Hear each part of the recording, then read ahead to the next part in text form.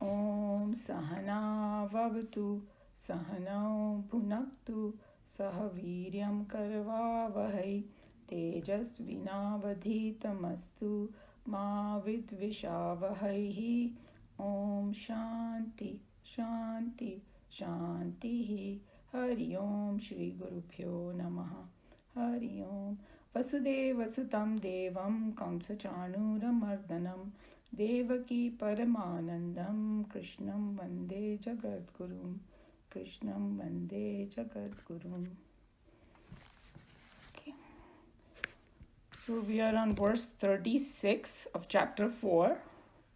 Whoever has a Bhagavad Gita, please open that. I will do a very quick summary so that we are come to this point. So basically Krishna Bhagwan mentioned, in chapter 2 that the solution to all the problem is self-knowledge. That's the conclusion that he told Arjuna, and that you become the Sthita Prajna, man of realization. So how do you do that? First step is Karma Yoga. Do your duty. And what is Karma Yoga? Absolutely simple way, if you have to put it in one sentence, all the duties as worship you do, and when you get the result, it's a prasada buddhi. So, no having a fixed result in mind and pushing that, all that.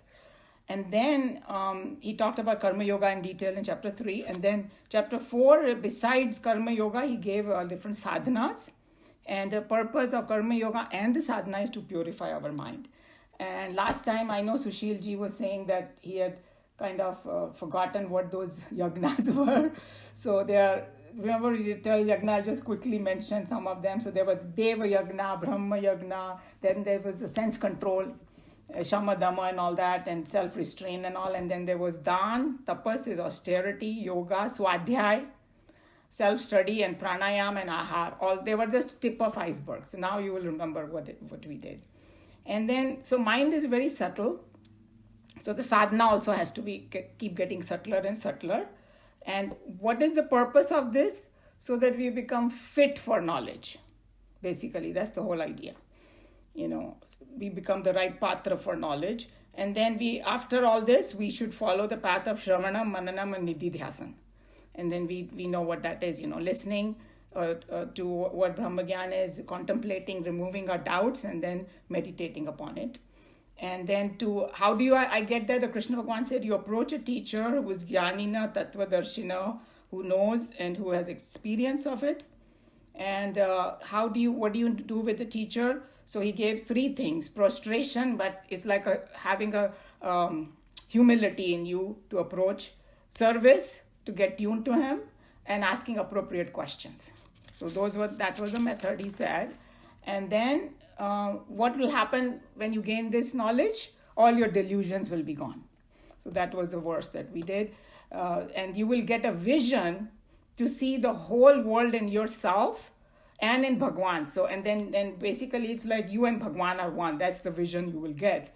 And so all the sadhanas that we do, they culminate into self-knowledge. That's the whole purpose of the entire spectrum of sadhana, So whether you do Karma Yoga or whether you do like the yoga path, Yam, Niyam, Asan, Pranayam, Pratyahar, Dharana, Dhyan, Samadhi, that path also, or Bhakti Yoga. And then one of the Swami was mentioning that Karma Yoga is also, there is a Bhakti involved in it, because Karma Yoga is love through action. That was a very beautiful definition that, it's not, that's why when we were talking about all these different paths, they are not tight boxes of this path. They flow into each other. So there's a lot of bhakti involved in doing Karma Yoga also, because it's a, love expressed through action. So then the question is, what is so great about this knowledge? And if there might be a doubt come in our mind, am I worthy of this knowledge? Sounds too hi-fi. What about somebody has done a lot of sin or some wrong things?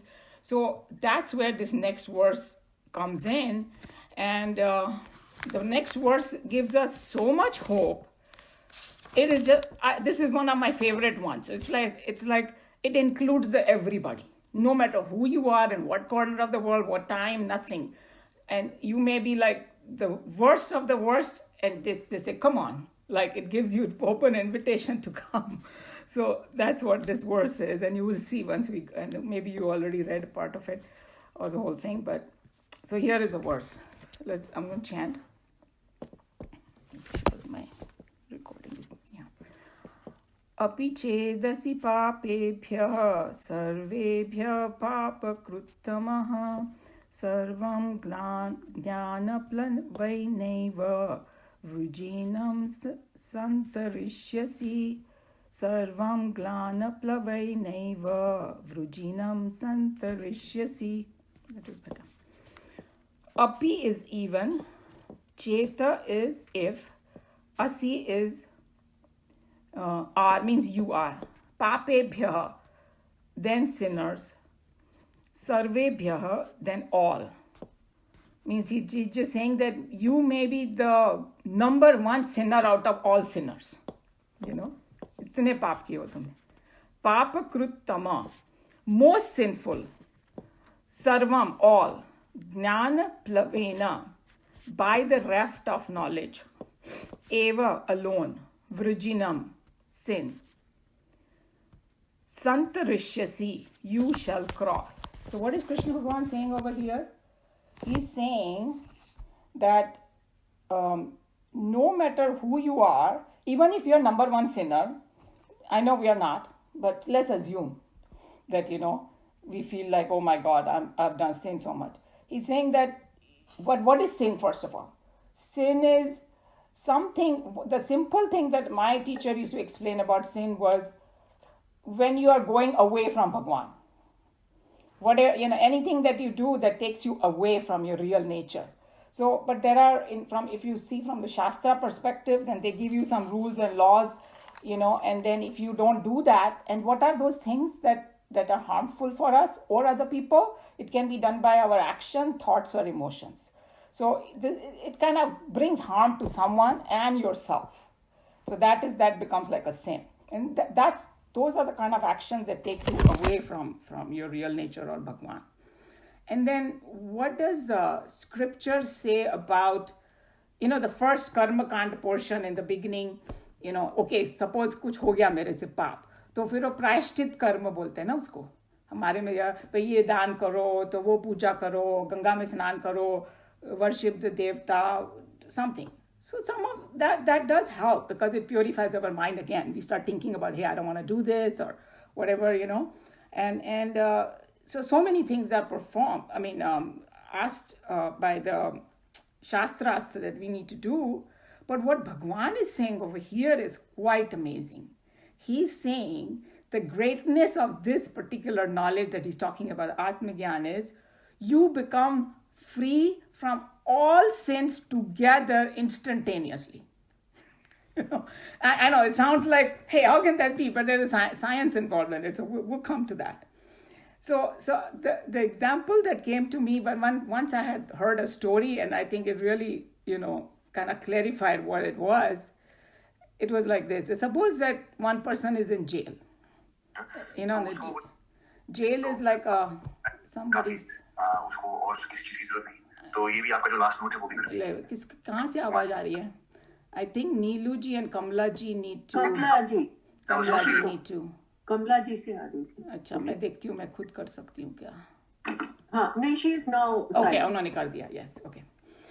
So कोई समझो कोई jail में बैठा है, okay, and the jail conditions are very very bad, and there are some humanitarian people who come and help them. Okay, but condition is bad, उनके लिए खाना ले आओ, उनके लिए कुछ कपड़े. Just an imaginary situation. Just think. Try to make them comfortable in jail. But he's still sitting in jail. But then somebody comes, hey, here is a key to get out and you can be free. What would you pick? Would you want to be comfortable in the jail, or it's like, oh my God, I can get out? So that's what this knowledge does is, so जो दूसरे जो प्रायश्चित कर्म होते हैं ना, वो they put a band-aid on it. थोड़ी देर के लिए ठीक है, like थोड़ा सा purify हो गया. So what he's trying to tell over here is, with this knowledge, the sinner itself gets annihilated, which is the most powerful thing.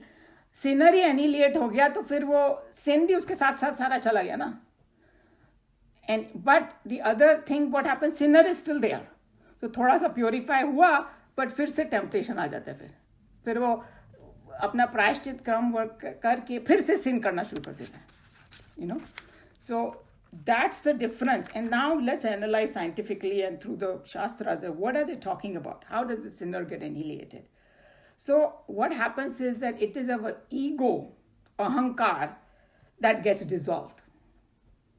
That when we get this knowledge, the ahankar get dissolved, and that the ahankar is the one who can do paap or punya. Ahankar karta hai, not atma ka koi usme nahi hai. We studied that very in detail, right? That pure atma, it doesn't get affected by anything. It's alag thalag hai wo. So the ahankar is the one which does these. और वो अहंकार ही खत्म हो गया, उसके साथ साथ सब कुछ खत्म हो जाता है. That's what it is. So the example given over here in this verse is that जो वो ज्ञान की नौका में बैठ जाता है ना, वो सिन का समुद्र पार कर लेता है. Okay, so one of the Swami long time ago gave this beautiful example. And for my class, in the 10th grade, I used to actually draw this in Houston here. Now we are doing on Zoom. I cannot do that to them. But so this is what he said. He said, suppose if you have a boat and then you have to cross a body of water, suppose. Okay. So it does not matter कि वो body में depth कितना है पानी का. चाहे वो 100 feet का deep होगा या 2 feet का deep होगा. If you have a boat, you can cross both. Is that true? Scientifically speaking, right? So he's saying that it does not matter कि तुम्हारा पाप का सागर कितना भरा हुआ है. अगर उसके ज्ञान की नौका में बैठ गए, पूरा पार कर जाओगे.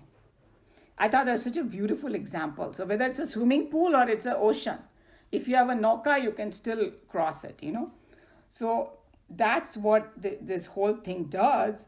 So, and then let's analyze a little further. So who is the sinner he's talking about over here? The one person who identifies with body, mind, and intellect. So he identifies, and that particular identification, he does pap, punya, and then he faces joy and sorrow, and, all the karmic thing is connected with that, the ego only. And it was that Nikhilanandji who gave this beautiful example. I know last time I think he likes computer examples a lot, and you will connect it so well to this example. He said it's like I created an email ID, okay, on my internet now. So now I get emails. Some good, some bad. Spam is coming, and these days spam and so many junk mail come. We have to constantly clean it. I'm cleaning. This is just a hypothetical example. Suppose I get sick of it, like I don't want this. So what's the best thing to do? Get rid of that ID only. Then neither you're going to get good or you're going to get bad. So that's what happens when the ego, I thought this was such a brilliant example. So he's saying when the ego is annihilated, and what has happened to us? What has happened to us is that for many lifetimes we are continuing with this ID. उसका रूप बदलता जाता है ना. हम लोग नया जन्म लेते हैं तो नया नाम अगर मिलेगा, बट वो सटल बॉडी तो सेम ही रहती है ना. That we have studied, the subtle body is the same. And you will see that, how in Kathopanishad, this will get cleared a little more even, that how all this sanchit karma, and we'll talk about that when we come to that. So, and then we also know the example of snake and rope, right? That example also will apply over here. That when do we see the snake? When we don't see the rope. Once you see the rope, snake is gone. And उसके साथ snake के साथ जितनी भी चीजें snake से जुड़ी हुई थी ना, वो सारी साथ में खत्म हो जाती हैं, है कि नहीं?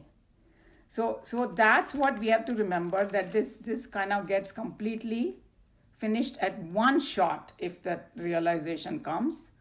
And and this is a very kind of sublime topic.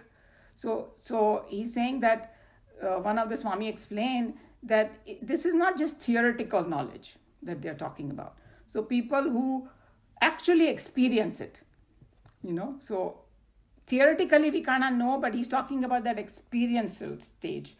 And what is a path to this is, of course, Shravanam Mananam Nididhyasan is most powerful path to get there, So this is what this verse is saying.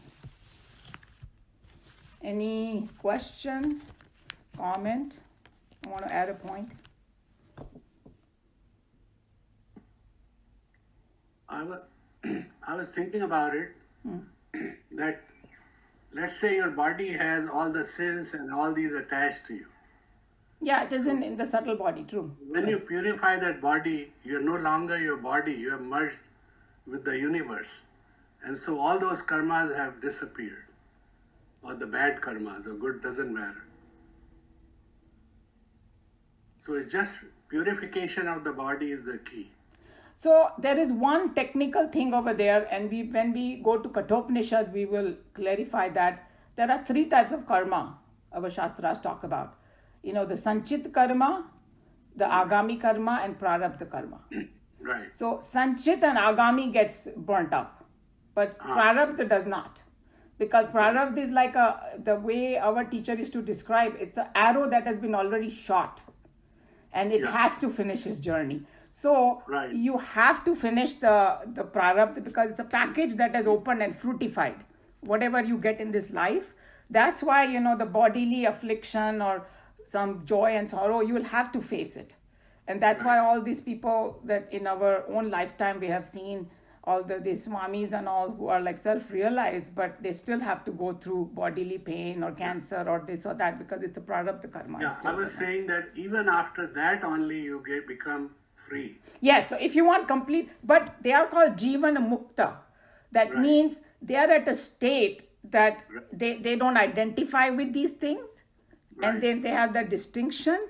But a complete freedom will happen, yes, when they shed that body, then they don't take another birth, true. Then they merge with the superconscious, true. So just that little technical thing is there. But other than that, whatever you're saying is true. Any other point? So we're saying that they cannot escape the results of the Prarabdha karma. Yeah. But it wipes out the first 2 kinds of karma.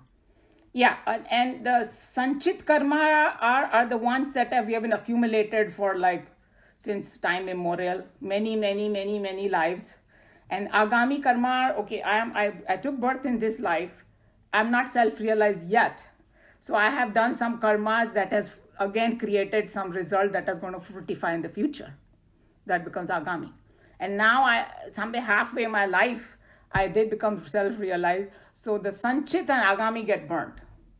But the Prarabdha karma, Prarabdha is everybody understands, Prarabdha का जो origin है ना word का, वो प्रारंभ से आया है. Means ये कर्मा प्रारंभ हो चुके हैं. It's like the other example our teacher used to give is, suppose if you are driving a car and the wheel is in motion, right? It cannot suddenly stop. Even if you brake, it takes a while for it to, suppose the wheel came off. No, that's the example she gave. Suppose the wheel came off from the car. It will continue its momentum until the momentum gets finished, and then it will stop. That's how the Prarabdha karma is. And to me, that arrow which is already shot from the, Dhanush is the best example, that you can't stop it. It has to finish its course. And when did we acquire the Prarabdha karma? If not in this life, not in many lives? No, Prarabdha karma is just a portion of the karma that got fruitified. It's like another example that will make it clear. We have done many different things, right? In last so many hundreds of millions of God knows how many lives. We don't even know. So all these things are recorded at the subtle body. So there are different packages. One package out of it got opened. And that created this life for me. It gave me this body. It gave me these circumstances. It kind of gave me another chance now. Because whenever the package opens up, we have a chance to even burn our Agami and this karma. So that's what has happened. It has given me a window. So Prarabdha karma could be 10 lives before uska result ho sakta hai, or the pehli wali life ka ho sakta hai. We don't know. Nobody knows, and that's why Krishna Bhagwan already said in one of the verses it is very difficult to understand. Even the biggest buddhiman people also cannot understand the gati of karma because it's so complex. But there is no mistake in God's math, basically. If whatever it is, that's what we deserve, that's why we get it. So if you go in technical, that's what it is. The prarabdha can be from anywhere, but the thing is that some package is opened up that we have to finish it. That's it. So we can say like our sins get burned when we use the word karma. Yeah, I think they are all related thing. And as I was explaining that it's like जो हमने कर्मा के theory में अच्छे और बुरे दोनों किए ना, according to this, everything gets burnt.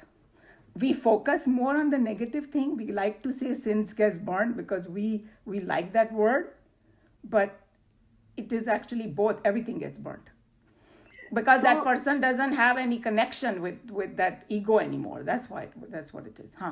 Kamala ji. So your karma, good karma which were accumulated, they get burned too? Okay, this is how it is. I know that it's a little bit difficult. I'll give you another example that will clarify it quite a bit. Suppose if last night I dreamt that I went to a party. I came to your house, Kamala ji, in my dream. And you gave me some nice dessert, gulab jamuns. Even though I don't eat gulab jamun. You gave me gulab jamun. I love gulab jamun. I become like Joe and I love gulab jamun. And I go and eat 10 of gulab jamuns and I feel very satisfied and all that. Then I wake up. Is the gulab jamun sitting in my stomach? No. Exactly. So, जो मैं आपके party गई, सब कुछ एक साथ burn खत्म हो गया because the dream body is that particular night's dream body is gone. So वहाँ मैंने पार्टी में आपके 10 लोग आए थे, 2 जनों ने मुझे बहुत अच्छी बातें बोली, 2 जनों ने मुझे गालियाँ भी दी और मैंने सब खाया वाया, सब कुछ, everything got burned. Something like that happens to this person who has got because he's woken up to a higher reality now. So from we remember when we did Mandukya, we studied that even the waking world is like a big dream only. So, but because he became one with the universal knowledge. I know you like to use that language. That's fine because so everybody can use whatever jives in their own mind, what connects. But basically, he has woken up to a higher reality, and my body, mind, and intellect is just Prakriti doing its play. So he's not identifying. Anil ji. जो question कमला जी का है कि all the good karmas are gone too, so we worry, my God, my good karmas are gone. But once you are self-realized, you don't need them anymore. Exactly. Yeah. You got like a $1 billion. Why are you worried about 100,000 then? You are in the bliss. See, हम लोग worry करते हैं because it's like, oh my God, I need some joys in my life and all. Hey, he got the ultimate bliss over there. So why does he care about the little piddly-paddly, joys that you're getting from the world? So that's a very good point. I think you clarified it. I think people at our stage worry because वो पता नहीं वो billion हमको मिलेगा कि नहीं मिलेगा, लेकिन ये सोच के कि जो बड़ी मुश्किल से हमने 10,000 जमा किया था वो भी निकल जाएगा, वो थोड़ी सी worry, I think. So I think that you are right, and one place, I don't know exactly where in Bhagavad Gita, Arjun को कृष्ण भगवान ने बोला कि तेरे को लोगों को लगता है एग्जैक्टली द सेम थिंग कि हाय अगर मैं ये पाथ पे चला तो मेरा ये थोड़े थोड़े जॉयज मिलते वो भी क्या खत्म हो जाएंगे. तो कृष्ण भगवान ने बोला you will get both the worlds. It's not that this world is going to go, you can enjoy. Nobody says that don't enjoy. In fact, this actually happened with me. When I was very young, like maybe about 10 years old or something, my mom and dad, they took me to Vrindavan. And there was one sadhu over there, he was sitting and some music was going on and he was jhoom raha tha wo. तो मेरे को लगा, why is he enjoying the music? Sadhus are supposed to be meditating or something. Like, I don't know. So I asked that question to my dad's friend who was very spiritual. I said, ये साधु कैसे झूम रहा है ये गाने के ऊपर, And then he explained to me Sadhu is the one who can enjoy that song the maximum. Because, sadhu doesn't mean that you have to sit and just not enjoy the world. The reason they enjoy maximum because they don't have any worries. कि मेरा ये चला जाएगा, वो चला जाएगा, or something. So if something good comes, they actually enjoy to the maximum. There is nothing wrong. कोई खाना उनको दोगे जो उनको पसंद है, बहुत मस्ती से खाएंगे वो लोग. Because, they are not worried कि अगर कल नहीं मिलेगा तो क्या होगा. So that's what it is. But we have to have Shraddha. And that verse is coming very, very quickly. I think next time we'll be doing that verse, the Shraddhavan Labdhe Gnanam. So if the saints and Krishna Bhagwan is saying that, I'm not saying it or nobody is, Krishna Bhagwan is saying this. So we have to have Shraddha that if we go on this path, nothing will be taken away from us, we'll only gain more and more. That's the Shraddha we have to have. I think the concern about whatever we have achieved, we might lose. See, that the loss of the good deeds will only happen when you get that, that jackpot of self-realization. So until we get that jackpot of self-realization, we will get the good results of our good karma. Is that right? Yeah, of course. If you are in that realm of karma, it will affect you in a sense that you will have joy, sorrow, continuously. There is no doubt about it that you will. But, if you want to rise above it, and we saw in Kathopanishad, what did Nachiketa ask him? Something which is beyond cause and effect. I want to know that. But if you want to stay in cause and effect, then you can keep doing all these things. Nobody's saying no. That's why the Shastras have all that. But if you want to take a larger leap, then don't worry about this cause and effect. So that's why people who are like at that stage, nothing phases them. Something bad can happen and all that. From worldly perspective, it looks horrible. But they are dancing to another tune. There was Bhagwan ki marji. I joined little late, so I couldn't grasp that before. Now it's clear. They are getting self-realized because of their karmas. They acquired so much before that they came to this stage today that they became self-realized and they became one with all the knowledge, they merged with it. So there is one in this particular verse, Krishna Bhagwan is actually telling you something different. And that's why it is so powerful verse. He's telling no matter how much sin you have done, if you today decide that, and we know there is a Puranic story of that, sage, kya naam tha unka? Valmiki. He was a roadside robber. But then once he started on this path, he became self-realized, and then everything, all his negative thing got burnt. So we can take this discussion. Okay, I think Joe ka mute karna hoga. So we can take this discussion further in the half an hour, because I know that Geeta ji had a similar kind of question that have similar tone to it. But you will see that in today's one or two these verses that we are doing and what we are going to do Kathopanishad, I was thinking about it, Geeta ji. All your questions, it has answers already in this. And this particular one that we did also, that all the sadhanas we do, the aim is that only. But you can do variety of sadhana, whichever one is conducive to your mind, you can do it. But we should know what the goal is. Okay. So, shall we read? Yes. Who would like to read? Geeta ji, you want to read today since you are back after long? No? I don't have that. Book. Okay. Sushil ji, did you want to read? I can read, Yeah, go ahead. Even if you are the most sinful of all sinners, yet you shall verily cross all sins by the raft of knowledge. When Arjuna was promised such glorious transcendental experience, too divine for him to believe, he felt a certain amount of lack of confidence in himself, which was perhaps reflected on his face. He had a feeling that he was not fit for such a great inner experience. Such a feeling can come to any one of us because there is none among the intelligent who is not painfully conscious of his own shortcomings. So that reminded me of the last time. Remember when we were having some discussion and a few people said, "Oh, other people are more advanced. I am not this and that." And Krishna Bhagavan is saying nothing doing. Everybody is on the same plane here. Anybody can start and get it. So this should give us a lot of कोई आगे पीछे नहीं है यहाँ पे. Vedanta is not a philosophy that heartlessly keeps the sinners out of its halls of wisdom. It does not believe that there is any lost soul who will forever wander among the heathens and who can be redeemed only if he enters the portals of church or of Vedanta. Tolerant to a fault, Vedanta declares the truth and nothing but the truth.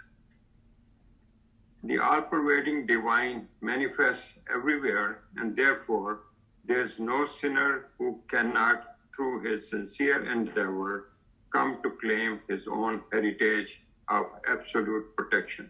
Perfection. Sorry. Yeah. So here, see how he's saying that you don't even have to approach Vedanta, he's saying. Because if Bhagwan is everywhere, if you are sincere and if you want, वो एक बहुत बड़ी कहावत है ना कि ढूंढने से तो भगवान भी मिल जाता है. That's exactly what it is. That if you, and then we have discussed in this class, if we are on this path and if you really want it, Bhagwan will provide whatever you need to progress. Provide teacher, provide guru, books, friends, satsang, anything you're looking for, it's going to come your way. Whether you take it or not, it might be choice, it may be yours, but he's going to send it your way if you need it. I have a complete faith in that, now with all this. The Gita is a scripture of life written for man, and its versatility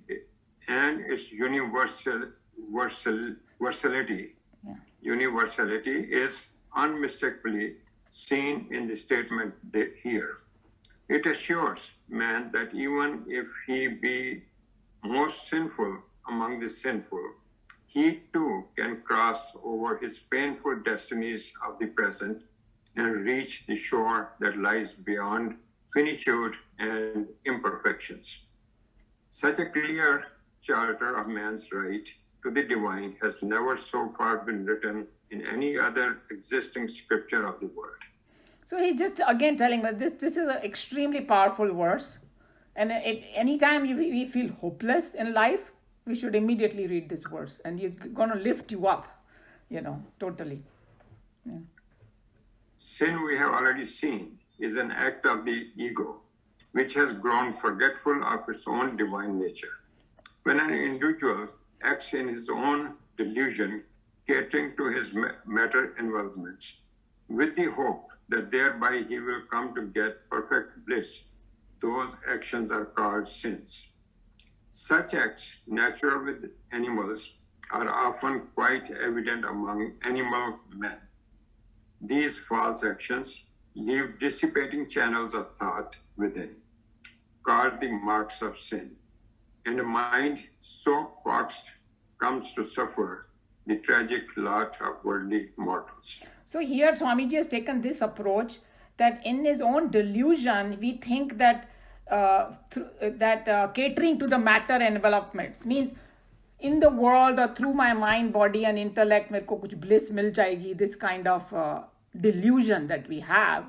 He's saying that causes sin, basically. And I know that there is one, I think Kabir का दोहा है या कौन सा, उसका gist यही है कि संसार में to kind of look for some kind of joy or happiness. Joy तो मिल जाता है इधर उधर थोड़ा सा. Bliss ढूंढना is something like रेत में से oil निकालना, or picking up flowers from the sky or something. Those are the kind of things he gives. Plucking flowers from means impossible stuff. That's what he's trying to say. So that's what it is. This paragraph is telling you that we are in the delusion if we think that world is going to give us some bliss. To rediscover that, in reality, the ego is nothing other than the self in us. And to live thereafter as self of all is called true wisdom. jnana. Having thus awakened to our real nature, the dreamy cravings of the flesh can no more lure us away from our pristine glory and make us run down the channels of sensuousness to wreck ourselves on the stony bed of sin and sorrow. This is indicated by a beautiful metaphor. By the raft of knowledge alone shall you go across all sins. So he's just saying that true wisdom is that in reality the ego is nothing other than the self in us. You know, when you start seeing that oneness and you don't just dwell in that ego or just completely gone, that's when. And then, like we discussed, then other things are not going to enchant you because you got the bigger khajana. So why are you going to worry about small things, you know? So I think this clarified even more, right? What we were talking about. So, any burning question still? Everybody got the kind of gist of it?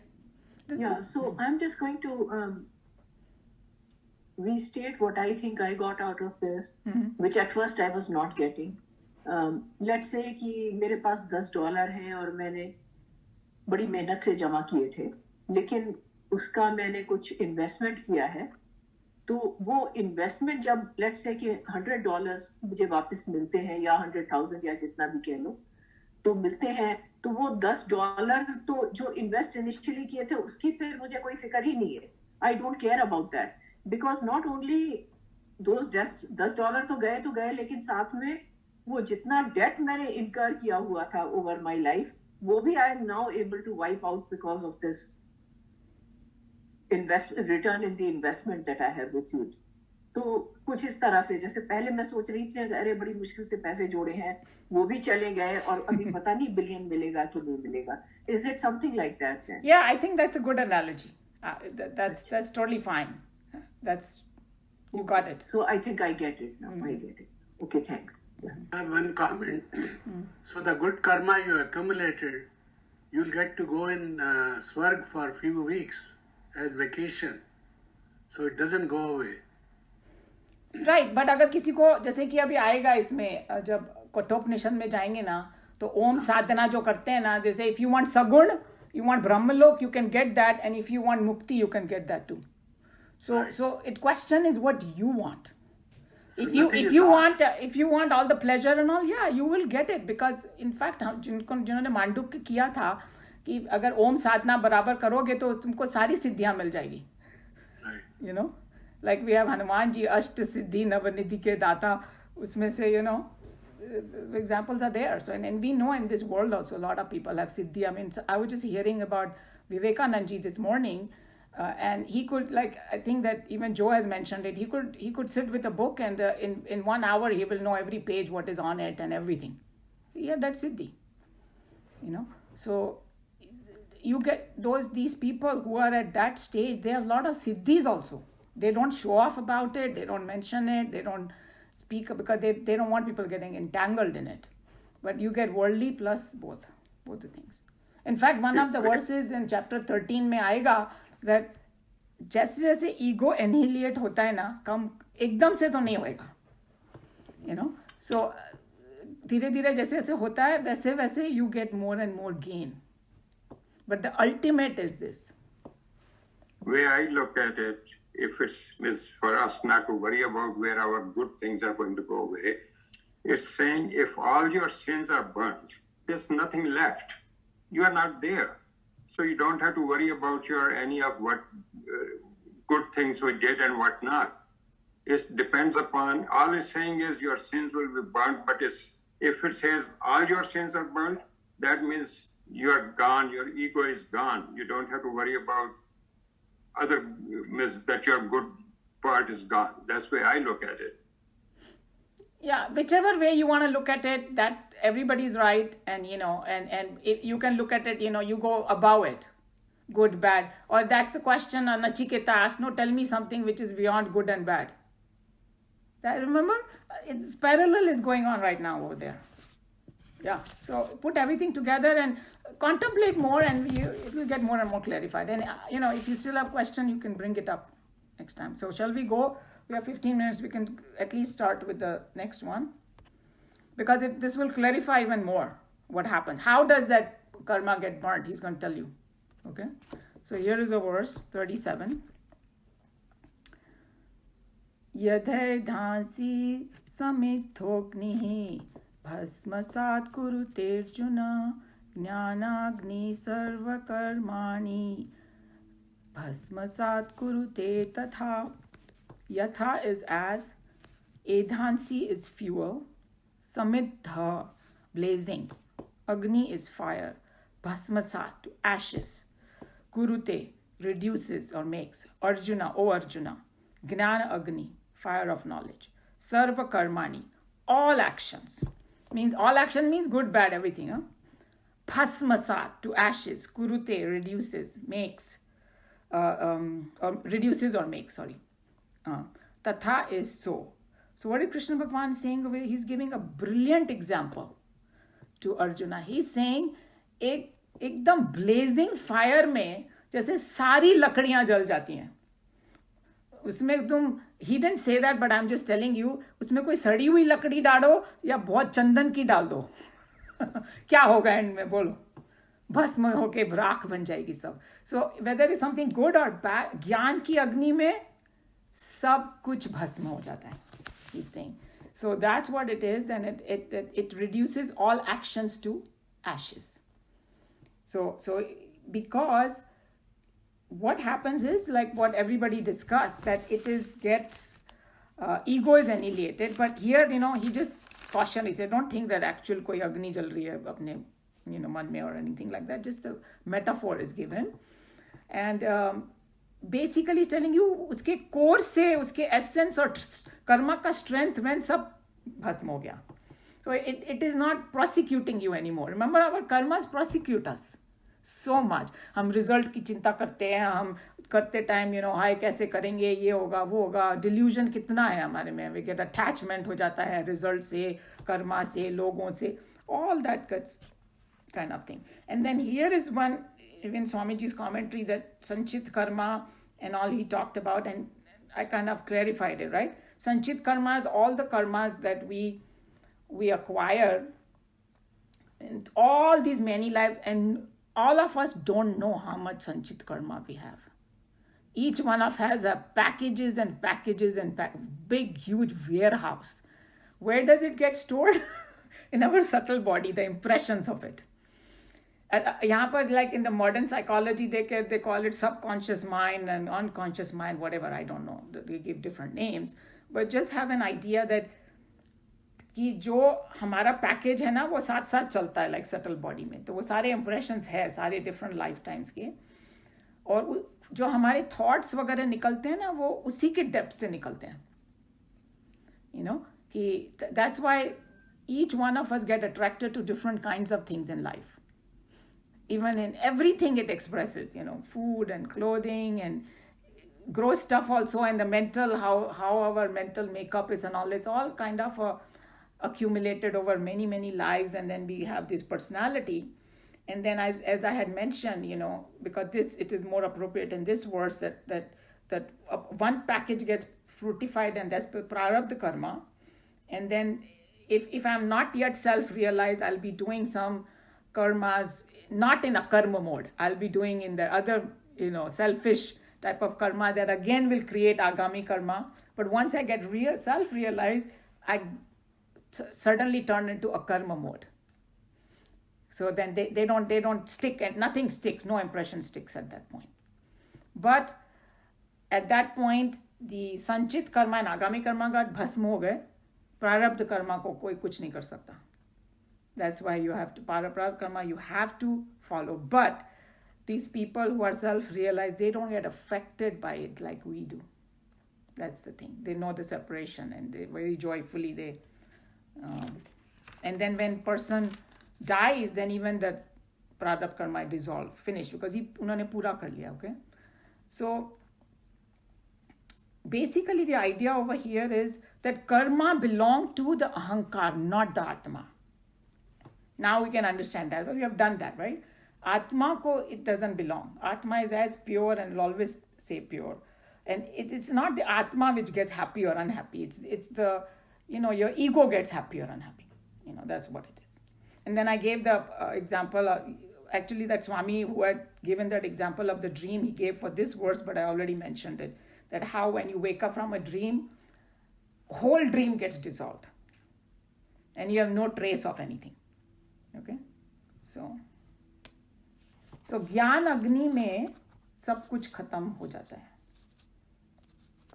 So this is not like an ordinary knowledge, but this is a knowledge that is revealed in the scriptures,